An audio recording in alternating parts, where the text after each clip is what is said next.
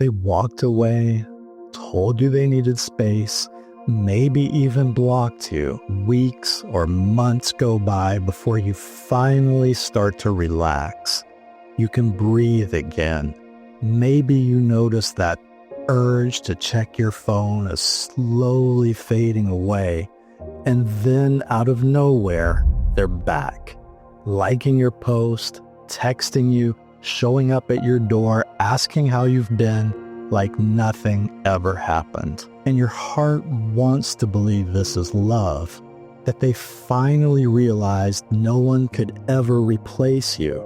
Maybe this is love, or maybe they're just lonely, feeling guilty, or even returning to you out of habit. So today we're breaking this down step by step based on decades of attachment research, and by the end of this video, you'll know exactly what causes them to come back, how to tell if it's love or if it's loneliness, and what to do so you won't get hurt again.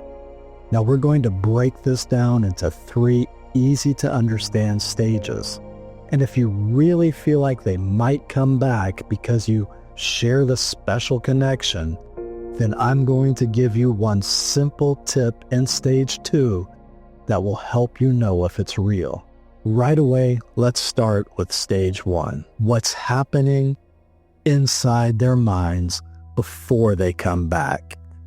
Avoidants don't usually come back because of one single life-changing moment. It's rarely like this movie scene where they suddenly realize they love you and that they've been wrong all along. Instead, if you're an avoidant, then slowly, quietly, you begin to notice something shifting in your internal world. This is the first emotional shift during no contact. Now at the start, this silence between you feels like relief. It's as if you can finally just relax. And you think to yourself, yes, this is what I need to be happy. Now, as the days pass, the silence that you wanted so badly starts to grow heavy. The freedom you thought you wanted begins to feel strange and empty. As time goes by and the silence continues to grow, it only takes a spark, one little thing to flip that feeling. And slowly, everything starts to change. A rough day at work, scrolling past a photo of them, or hearing this familiar song that pulls you right back into a memory of how it feels when they were here for you. And for the avoidant, it isn't as if they need you right now. It's more like you sense something is missing in your life. Now that feeling growing inside is loneliness, and it can feel a lot like love in the body. Your heart races, you want to feel this connection, you're going to reach out, but, and this is critical to understand, the motivation is different. With loneliness, they're chasing relief from emptiness. With love, they're drawn to you specifically for who you are, not just how you made them feel. It's okay if this sinks in gradually, but I really want you to take in what I'm saying. Loneliness makes them seek anything to fill the void. Love makes them seek you, not just the comfort you give them, but you as a person. And here's where most people misread the signs. They take any attempt to reconnect as proof that they love you. But the real test isn't just them reaching out. It's what they do once they have your attention. And that's exactly what we're talking about next in stage 2. Love or loneliness. Imagine yourself fully committing to no contact, giving your ex the time to miss you, telling yourself if they care, they'll come back, and getting clear on what you really want. And as time passes, things begin to change. You stay in no contact, until it happens. One day, your ex reaches out and they have your attention because in that moment, their coming back feels like proof that they love you. But that's the misconception that leads most people astray. And this often overlooked detail is the key to knowing the truth and not getting hurt. When avoidants reach out because they're lonely or just looking for comfort, they often display predictable behavior. So here's what I want you to look for. So first, you'll notice their contact feels surface level. Quick text, random social media likes, maybe that vague, "Hey, how have you been?" message. It's what you might call testing the waters. They're checking to see if you're still there for them without actually offering anything meaningful in return. Second, they avoid any real emotional topics. No talk about the breakup, no mention of the hard stuff, nothing that would make them feel too exposed. They want the warmth of talking with you without letting their guard down and dealing with the real issues. Third, the conversation shifts towards them. It's all about their life, their updates, their experiences, with very little curiosity about yours. You're more of a friendly audience than an equal part of the conversation. And finally, the contact doesn't last. Once it's starting to feel like the two of you are getting closer, they're going to pull away. The truth is, it looks much different when your ex reaches out because they actually care about you. They show real curiosity about your life.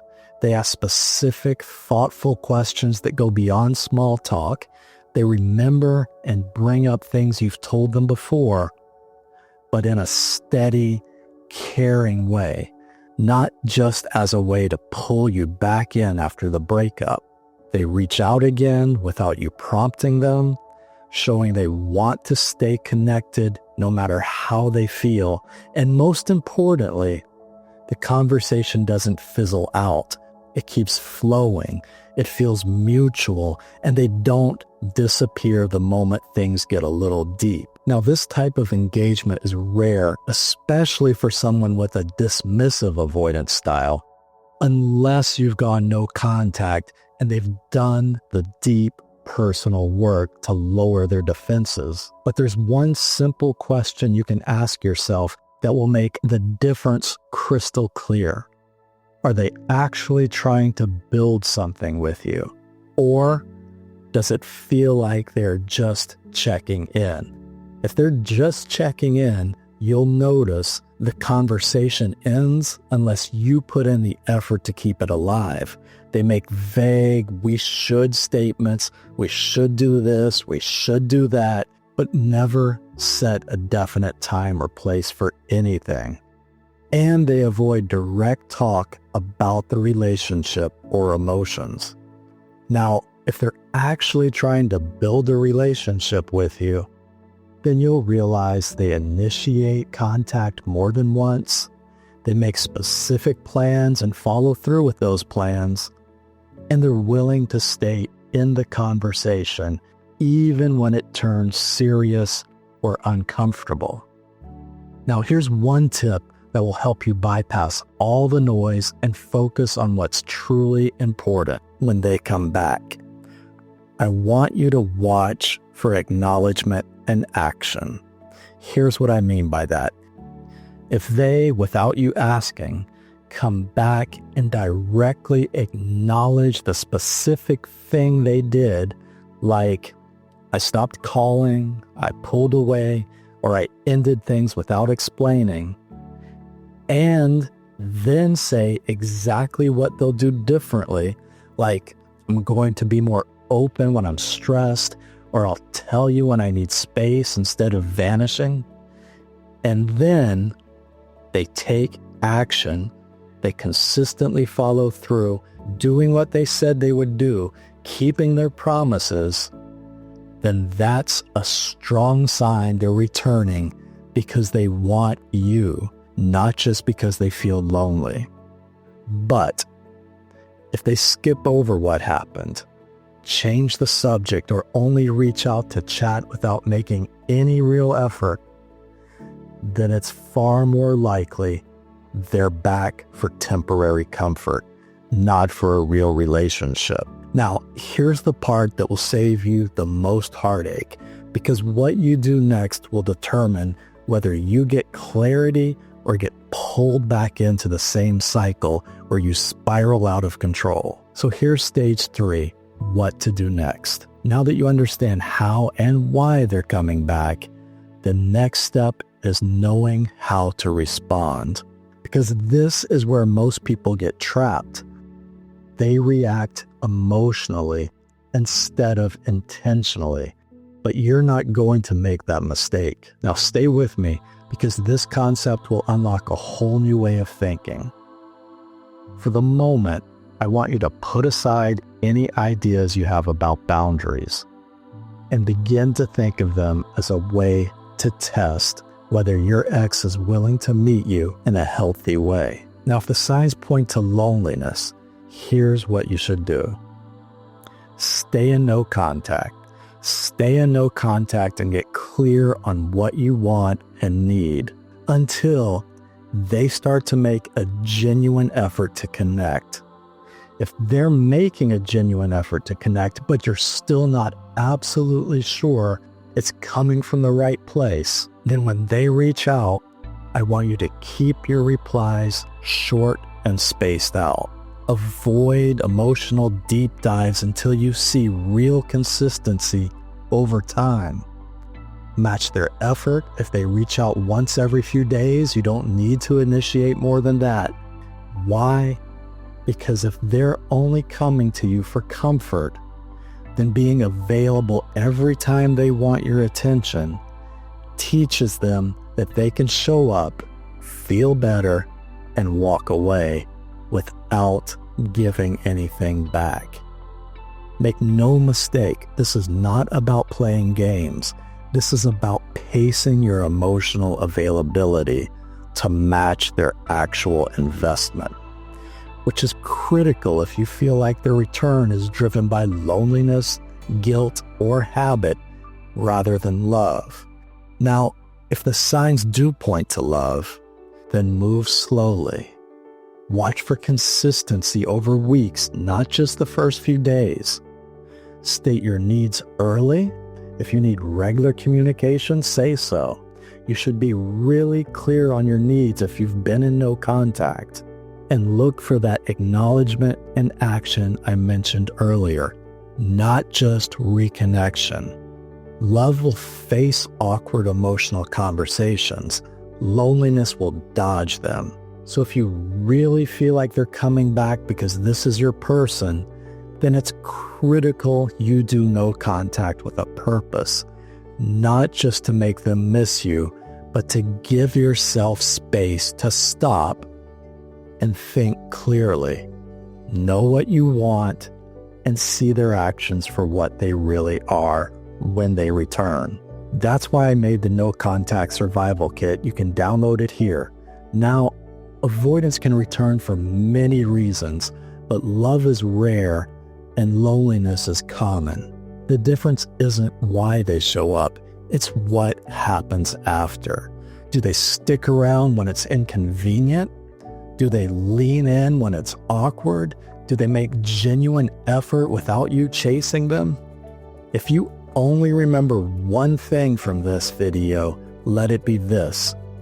Your job isn't to read their mind. Your job is to protect your heart. If it's real, it will hold up under time, distance, and those boundaries. If it's not, those same boundaries will let you see it for what it is and make room for what's real. Now, if you want to see exactly what it looks like when your avoidant ex comes back and what actually makes them stay, then watch this next.